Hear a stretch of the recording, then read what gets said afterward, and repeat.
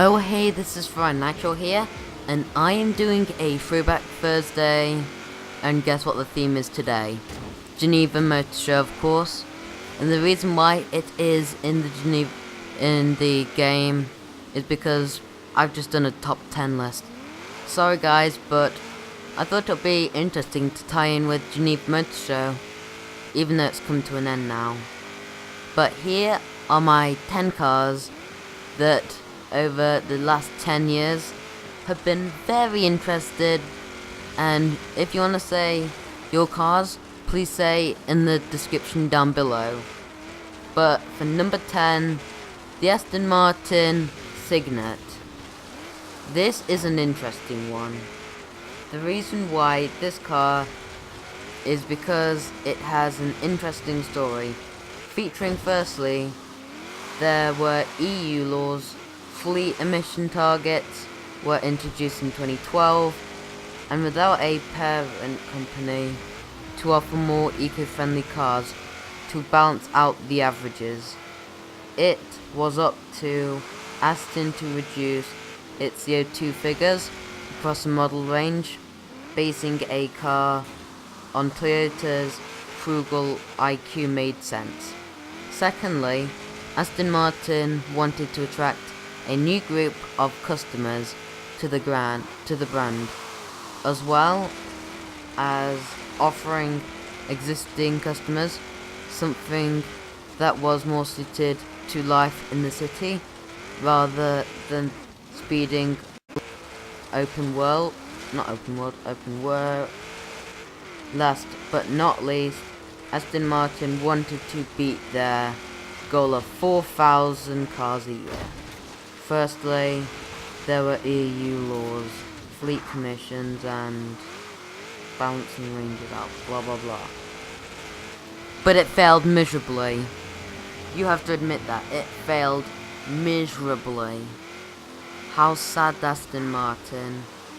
But for number 9, a way more successful car, or a bunch of cars, shall I say.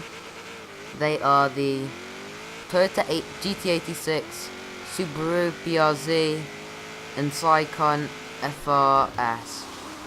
There were two companies working together on this project. Toyota and Subaru. They wanted to build an epic car that gives you driver enjoyment and isn't too expensive. Wanted to build an epic car that gives you driver. Toyota did so many concepts to make this car awesome. It does harper back to the 2000 GT and the Corolla AE86. Subaru, on the other hand, thought, why not help Toyota at something we've created with the Impreza WRX? And why not have another car in our lineup? But I prefer the Toyota GT86 compared to the BRZ. Just preference. And then for number 8, the Edag Light Cocoon. There's one notable thing about this car. You can light literally beaming out this car. Does not make any sense. And it reminds me that I am in Tron.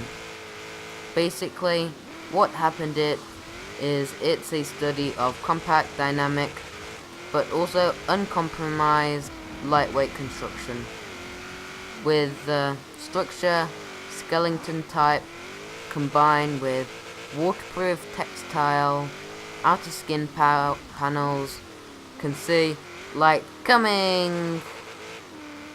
That is awesome. But then for number 7, we are going for the BMW M3 Coupe. This is another great driver's car built by BMW, and where I see this car driving on the autobahn, driving as fast as the drivers please. A great driver's car for sure. I know it has a rate of 51 to 49 front to rear weight, but who cares? No one does. Because it's a great car to drive to the end. No one cares about the 2 Series Grand Tourer. Didn't expect so. Hope no one did care about it. But for number 6, we have the Chevrolet Volt and Vauxhall Ampera. An Opel Ampera. Boring car. That's why people think electric cars are boring.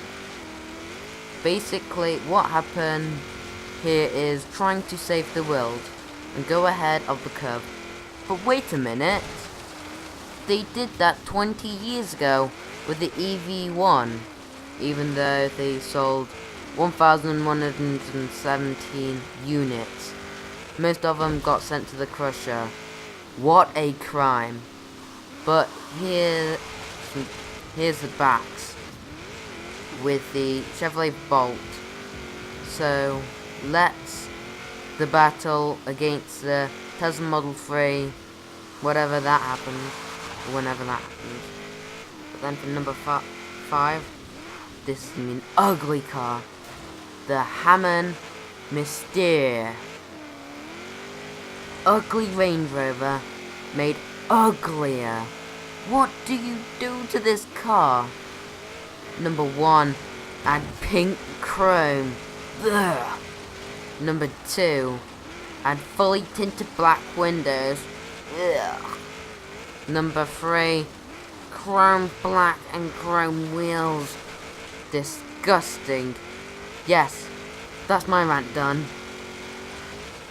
For number 4, the nanoFlowcell Quant E. It's another car to save the world. So it runs on saltwater battery technology.